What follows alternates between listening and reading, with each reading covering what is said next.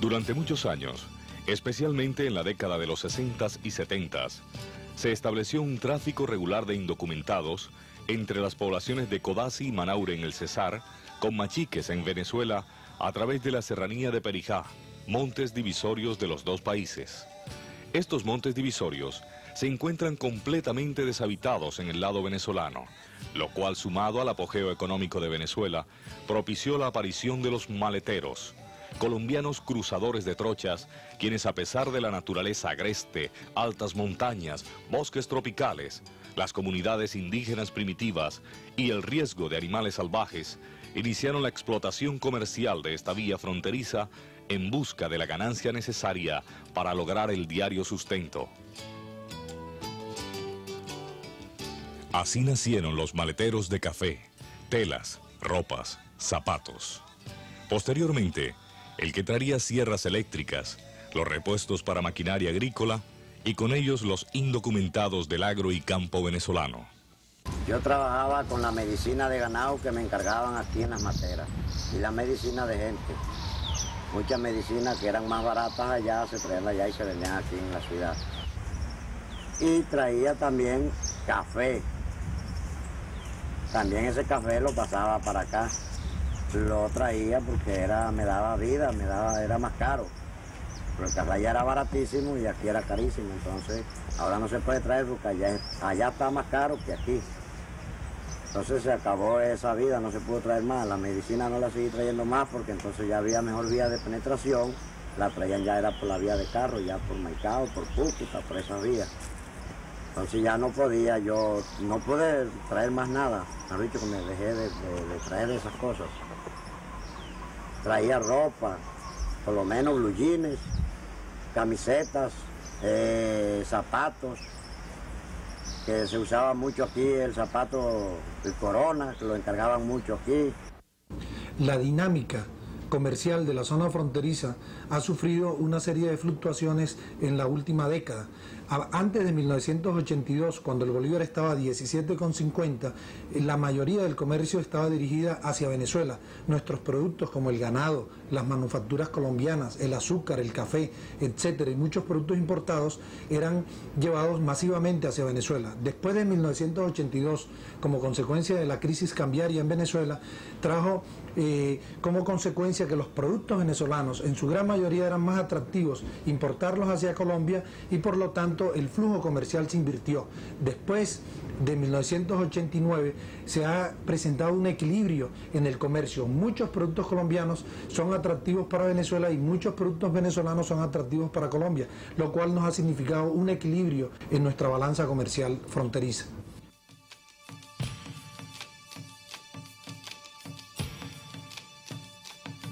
En los años 70 empieza la siembra de marihuana en la región y la cosecha de la planta cultivada en la serranía es llevada a Manaure y trasladada luego a las pistas y puertos de embarques de La Guajira para su exportación.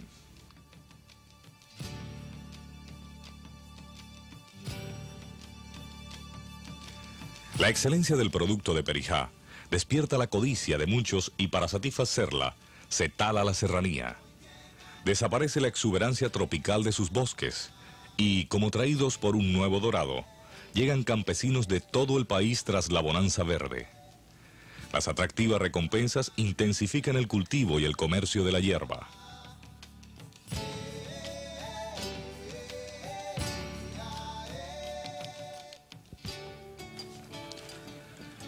Luego de más de 8 años de siembras y cosechas continuas, aparecen los primeros helicópteros de la Policía Nacional, rociando glifosato sobre las estribaciones de la serranía. La presencia de la fuerza pública en la región desencadena la destrucción de los cultivos y el desempleo de la población campesina. En los años 80, ante la cantidad de campesinos asentados en el área y sin ocupación a la vista, se vislumbra una nueva posibilidad: sembrar la marihuana en territorio venezolano y en forma encubierta traer el producto a Manaure, Cesar, o aventurarse a llevarlo a Machiques. Había que crear un nuevo mercado y aprovechar la trocha existente años atrás.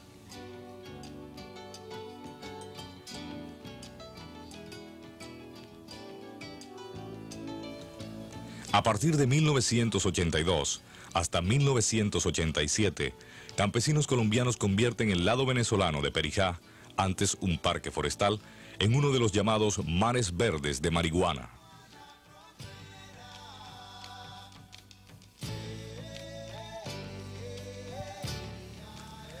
El tráfico se vuelve un desfile interminable de cientos de mulas que atraviesan de lado a lado de la frontera para comercializar el producto.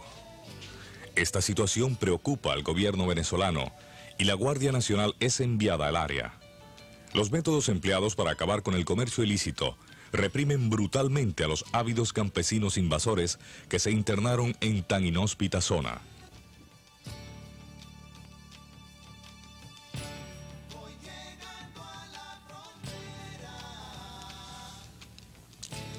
Se organizan entonces grupos de defensa campesina conformados por cultivadores de marihuana que, según fuentes gubernamentales venezolanas, se unen a la guerrilla para enfrentar las acciones de la Guardia Nacional.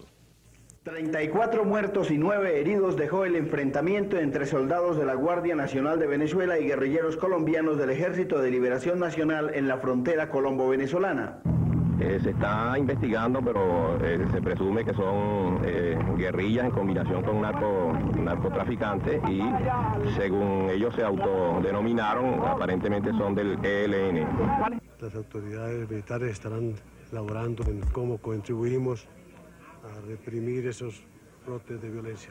La reflexión que en primer término se me ha provocado es la de que es necesario que Venezuela y Colombia articulen planes fronterizos que permitan una cooperación tan amplia como para que las fuerzas armadas y policiales de ambos países impidan que a la sombra de la frontera se puedan producir crímenes tan horrendos como este que hoy nos acongoja a todos los venezolanos.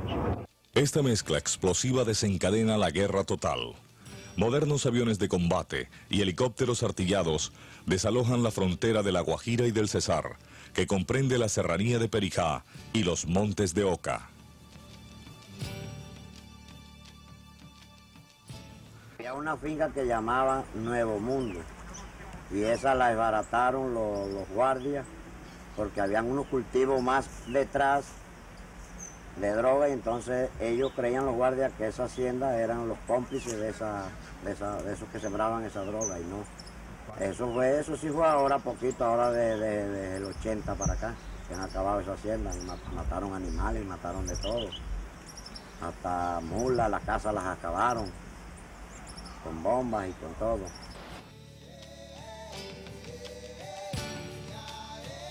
Cientos de hombres, mujeres y niños son llevados a un regreso forzoso.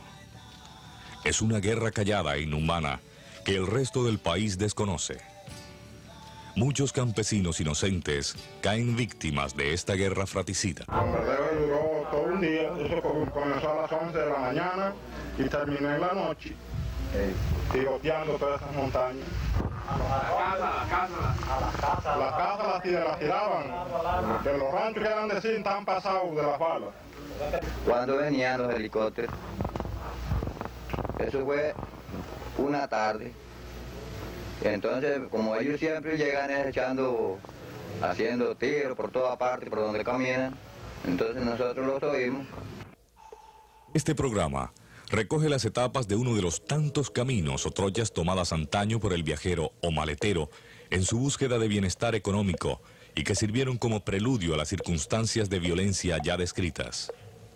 Hoy, los maleteros no existen, pero su ruta ha quedado como testimonio de la dura lucha por la supervivencia. Los cambios en política económica interna en ambos países modificaron la dinámica del trueque y ya no compensaba el riesgo de tan osada travesía, envuelta por el temor a un encuentro inesperado con la Guardia Nacional venezolana, que en ocasiones abusaba de su autoridad en su celoso afán por la defensa de la soberanía de su país. La orden impartida no dejaba dudas: bala con cualquier intruso.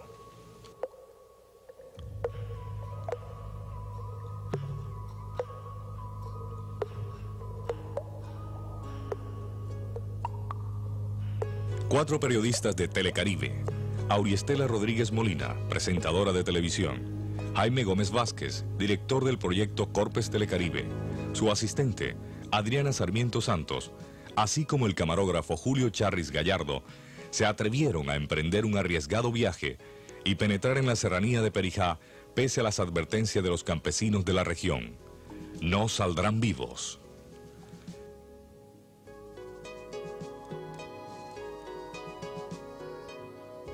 Se prepararon con varios días de anticipación y con un grupo de viajeros de Manaure fueron los últimos en atravesar esta zona con el objetivo de realizar un documental sobre este sitio fronterizo.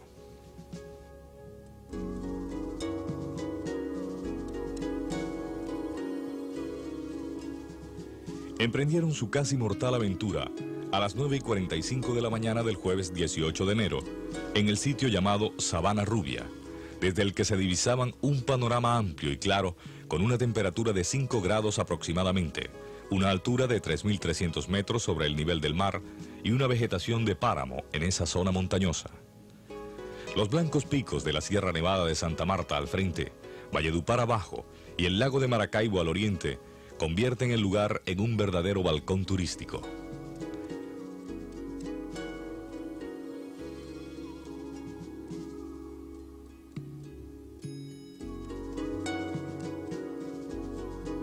Escalaron hasta un sitio conocido como Casa de Vidrio, llamado así porque hace muchos años fue la única hacienda ganadera con ventanales de cristal. Hoy día, el lugar está en ruinas, producto de la violencia que azotó esa zona. A medida que avanzaban, se dieron cuenta que el nombre Sabana Rubia se debe al color dorado de las espigas que crecen en la serranía. Hacia mediodía, ya vigilaba sus pasos el famoso Cerro Pintao de Sabana Rubia, que días más tarde vieron multiplicado, pues existen 4 o 5 similares. Encontraron flores como ave del paraíso y otras muy exóticas originarias de la región. Recrearon su vista al contemplar el lugar donde se unen 2 cerros y nacen los ríos Manaure en Colombia y Guasare en Venezuela. Este día, por ser el primero, resultó bastante duro, ya que tenían que ascender y ascender por caminos tortuosos que necesariamente debían recorrer a pie. Entrada la tarde, comenzaron a bajar la cuesta para buscar un lugar adecuado donde pasar la noche. Cuando ya el frío azotaba intensamente y el cansancio los debilitaba, con las espaldas dormidas y desgarradas por el peso de los morrales, al fin encontraron refugio en una casa vieja que los amparó en algo de la intemperie.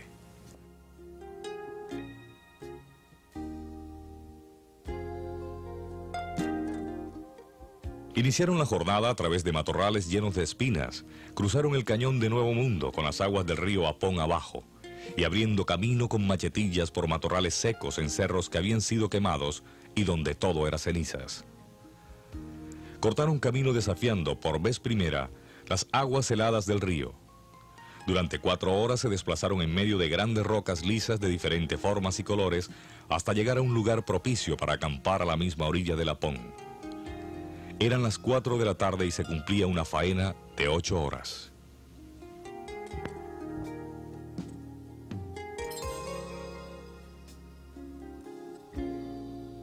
Se levantaron muy temprano, rodeados por un ambiente de cañaverales y motivados por un hermoso amanecer, pese a que les esperaba una dura jornada. No había caminos, y con la ayuda de sus machetillas y sus propios cuerpos, abrieron paso para continuar. Atravesaron el río en varias ocasiones que se tornaron interminables, caminando y escalando montañas. Los precipicios se sucedían al bajar por el cañón de Nuevo Mundo. Al encontrar un pozo que forman las piedras del camino, decidieron renovar sus espíritus con un refrescante baño para luego seguir hasta el Paso de las Cascabeles, llamado así por ser punto de cruce de estos venenosos ofidios.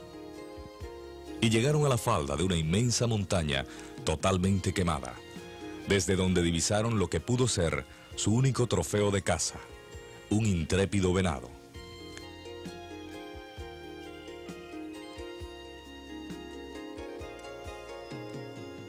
Fueron internándose en la zona selvática del Perijá a través de trochas y ríos que cruzaban permanentemente, alternados con caminos llenos de malezas y árboles. La jornada culminó a las 5 de la tarde en medio de un clima de preocupación, ya que solo tenían provisiones para un día más y aún estaban muy lejos de su destino.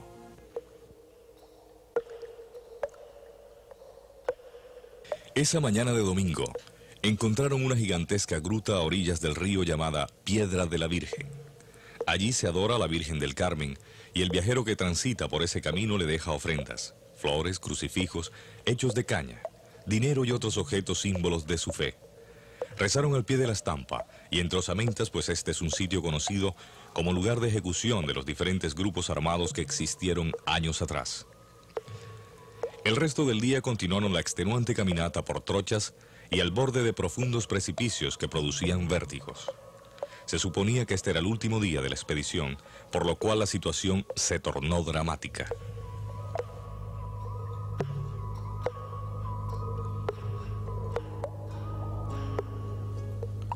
Llega un nuevo día con su enorme lastre. El cansancio de sus piernas, la falta de comida y el terreno cada vez más quebrado hacían que el riesgo fuera mayor a medida que transcurría cada minuto. Pero su instinto de supervivencia les obligaba a continuar. Tuvieron la oportunidad de ver una fabulosa escultura formada por las rocas del río, un pasadizo hermoso de color rojizo llamado el Callejón del Río. Pese a las circunstancias, en estos 5 días de travesía habían descendido considerablemente y para entonces el terreno era en su totalidad selvático, cruzado por gigantescas cortezas de árboles, trochas oscuras y húmedas, refugio favorito de serpientes cascabel.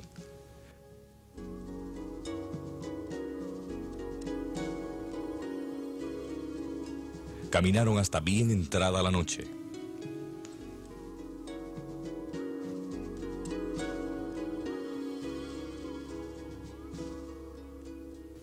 Esa mañana, los ánimos estaban por el suelo. Los alimentos se habían agotado y, como en la vorágine, los expedicionarios se veían afectados psicológicamente, lo que se reflejaba en su físico e impedía que funcionaran sus piernas. La debilidad los mantenía en una especie de sopor y la desesperación por el futuro que se avecinaba se adueñó de sus mentes que no atinaban a vislumbrar salida alguna. Sin comida, el paso cada vez más lento y acosados por un sentimiento común de derrota ante el futuro incierto, en medio de aquella selva húmeda, comenzaron a desvariar. Y el paisaje solo servía para aumentar más y más la angustia que vivían. Fue una mañana agotadora. Pero brilló una esperanza. De pronto una avecilla cazadora surcó el espacio cerca de ellos y como pudieron la atraparon. Fue el almuerzo de ese día. Un tanto reconfortados por la frugal comida, continuaron hasta llegar a la Piedra de las 7 Mujeres. Una historia da nombre al lugar. Que ahí una vez se juntaron 18 personas, 7 mujeres y los demás hombres, que venían por ahí a buscar una nueva vida para acá. Y entonces, como había una invernada tan grande, el río los atajó, no pudieron pasar, duraron 11 días, hasta los 11 días porque pudieron venir dando camino aquí, llegaron aquí a la matera esta de muerte todos, llevados del hambre y de todo.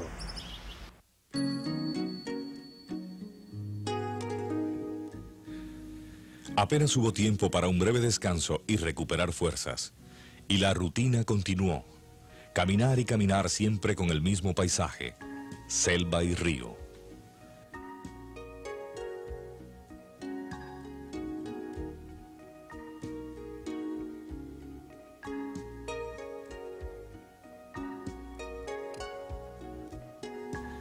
El viaje se prolongó por 3 días más.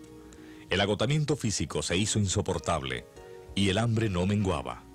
Una ardilla y agua del río se convirtieron en único plato de un día, mientras que en los otros, 2 hermosas gallinetas con muchas plumas y poca carne sirvieron como base de su sustento. Habían transcurrido 9 días desde que empezaron a reconstruir la ruta de los maleteros. Ya daban por perdidas las esperanzas de salir sanos y salvos de aquel laberinto y llegar a un lugar habitado, porque regresar era imposible, cuando se vieron sorprendidos por una comisión de rescate conformada por 2 indios yupas y un vaquiano, enviados por el congresista venezolano Alfonso Márquez ante la petición de ayuda de la ya alarmada gerencia de Telecaribe. Al pie de una espectacular caída de agua, conocida como el Pozón, Los miembros del grupo probaron sus primeros alimentos en varios días antes de pasar su dura y temida última prueba, el salto de la vara.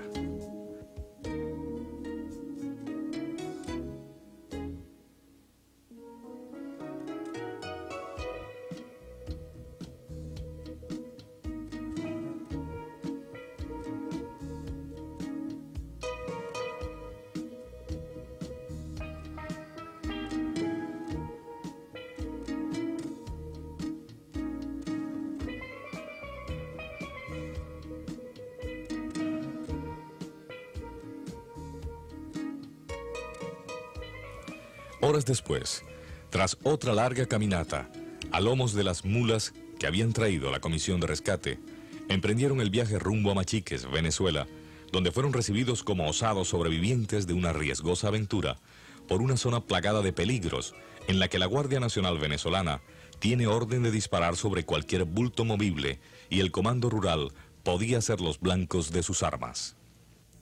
Cuenten con nosotros, estamos ciertamente en una posición fronteriza. Machique, como ustedes ven, pues es una ciudad más para ustedes y cuenten con unos amigos. Nosotros estamos completamente a la orden. Yo como comandante de la policía del distrito Perijá, en especial de aquí de Machique de Perijá, les doy la bienvenida y cuenten con el apoyo, cuenten que las cosas les van a salir mejor aún de lo que estamos y puedan regresar a su país en las condiciones que están, o en mejores condiciones de salud. Bienvenidos, pienso todos somos hermanos colombianos y venezolanos.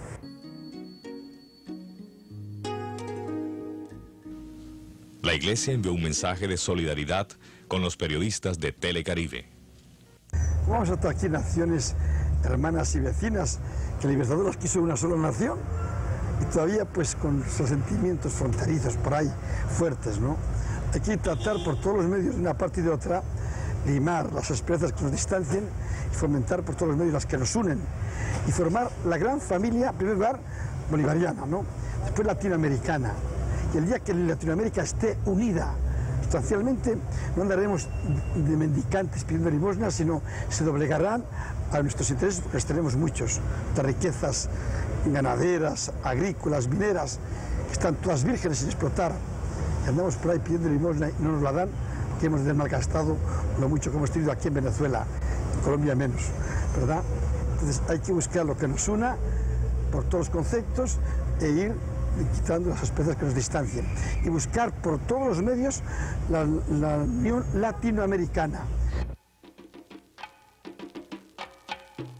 Pero fue el ciudadano venezolano y congresista por su país, Alfonso Márquez, quien durante toda su vida ha mantenido estrechos vínculos con Colombia y que en reiteradas ocasiones ha expresado su deseo de cooperación y armonía, el que se apersonó de la suerte de los periodistas.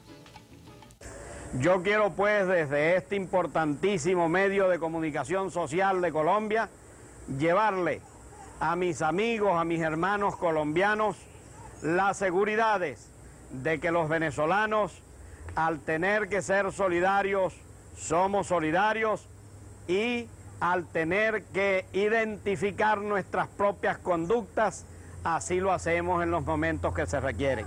Vaya pues mi saludo a Colombia y a su gente, no sin antes poner mucho énfasis en mi gente de Codazzi, en mi gente de Valledupar y en la gente que a través de tantos años hemos mantenido excelentes y cordiales relaciones que nos han llevado a ser copartícipes de este final feliz.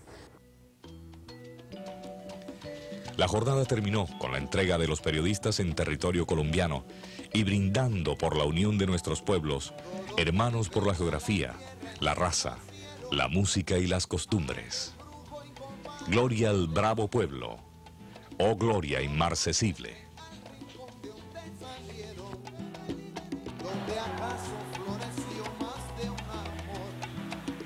Bajo el árbol solitario del pasado, cuántas veces nos ponemos a soñar, todos vuelven por la ruta del recuerdo, pero el tiempo del amor no vuelve más.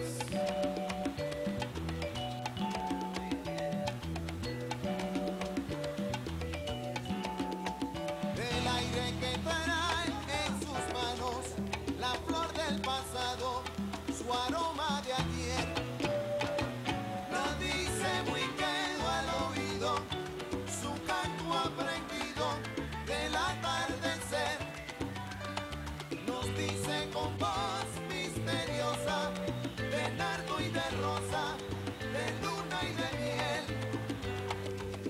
piensan